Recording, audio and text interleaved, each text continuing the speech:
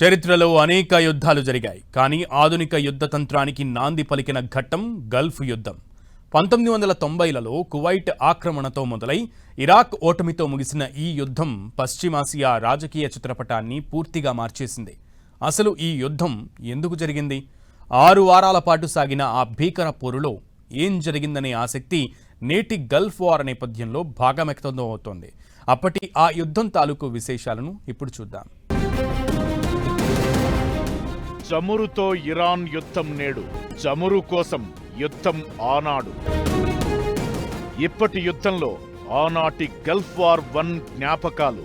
ఓ దేశం మరో దేశంపై దాడి చేయడం చరిత్రలో ఎప్పుడూ జరిగేదే అయినా క్రూడ్ ఆయిల్ కోసమే ఇరాక్ డిక్టేటర్గా పేరొందిన సద్దాం హుస్సేన్ కువైట్పై దండెత్తాడు.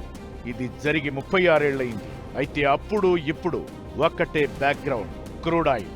దానికోసమే యుద్ధం చేసిన ఇరాక్పై అమెరికా రంగంలోకి దిగడంతో సీనంతా మారిపోయింది.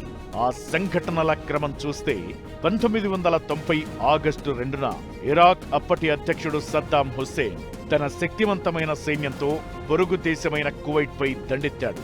ఈ ఆక్రమణకు ప్రధాన కారణం చమురు. సద్దాం హుస్సేన్ దండయాత్రకి ముందే, అంటే 1980 నుంచి 88 వరకు ఇరాన్తో సుదీర్ఘ యుద్ధం జరగ్గా ఇరాక్ దాదాపు దివాళా స్థితికి చేరింది. దాని నుంచి తప్పించుకునేందుకు కావచ్చు, చమురు బావులపై కన్నేసి కావచ్చు, కువైట్ ని పూర్తిగా వశపరుచుకున్నాడు. దానికి ముందు సద్దాం హుస్సేన్ తమ ఆయిల్ రిగ్గులను కువైటే క్రూడ్ ఆయిల్ దొంగతనం చేస్తుందని కూడా ఆరోపించాడు.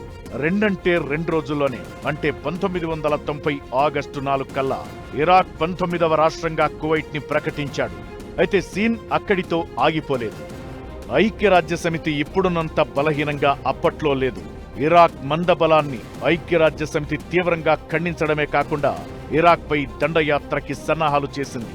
దీంతో ఆపరేషన్ డెజర్ట్ షీల్డ్ పేరుతో ఎడారి తుఫాన్లాగా ఓ పెద్ద యుద్ధాన్ని రెడీ చేసింది.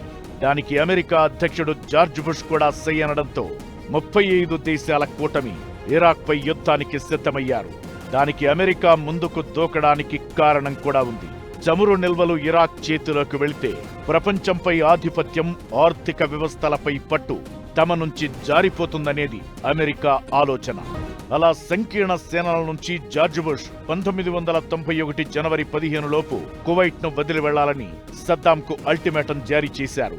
అమెరికా ఇచ్చిన హెచ్చరికను సద్దాం హుస్సేన్ అస్సలు కేర్ చేయలేదు.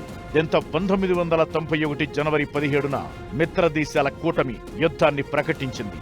దీనినే ఆపరేషన్ డెజర్ట్ స్టార్మ్ అని పిలుస్తారు. మొదట వైమానిక దాడులతో ఇరాక్ సైనిక స్థావరాలను, కమ్యూనికేషన్ వ్యవస్థలను ధ్వంసం చేశారు. టెక్నాలజీని ఉపయోగించి చేసిన ఈ దాడులు టీవీల్లో ప్రత్యక్ష ప్రసారం కావడం అప్పట్లో ఒక సంచలనం. ఫిబ్రవరి 24న పూతల దాడులు ప్రారంభమయ్యాయి. కేవలం 100 గంటల్లోనే మిత్ర దేశాల సైన్యం ఇరాక్ సైన్యాన్ని చిత్తు చేసి కువైట్ ను విముక్తి చేసింది. అదిగో అప్పటి నుంచి అరబ్ దేశాలు అమెరికాకి సన్నిహితంగా ఉండడం ప్రారంభమయ్యింది. అయితే ఇక్కడే ఇంకో విషయం కూడా చెప్పుకోవాలి. ఘోరమైన ఓటమితో రగిలిపోయిన సద్దాం హుస్సేన్ కువైట్ నుంచి వెనుదిరుగుతూ ఒక దారుణమైన పని చేశాడంటారు. కువైట్లోని సుమారు 600కు పైగా చమురు బావులకు నిప్పు పెట్టడంతో ఆ మంటలు నెలల తరబడి ఎగసిపడ్డాయి. ఆకాశం నల్లటి పొగతో నిండిపోయింది.